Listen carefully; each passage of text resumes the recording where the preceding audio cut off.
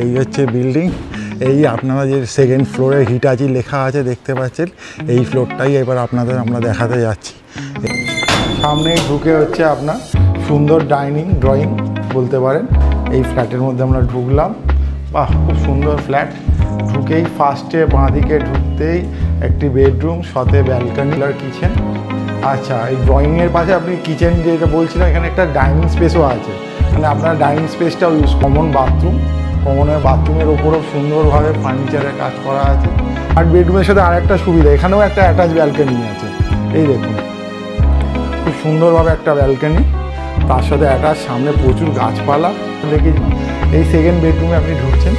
Second বেডরুমে যখন ঢুকছেন, ডান দিকেই অ্যাটাচ বাথরুম। এখানে এসিটা হচ্ছে উইন্ডো, ঠিক আছে।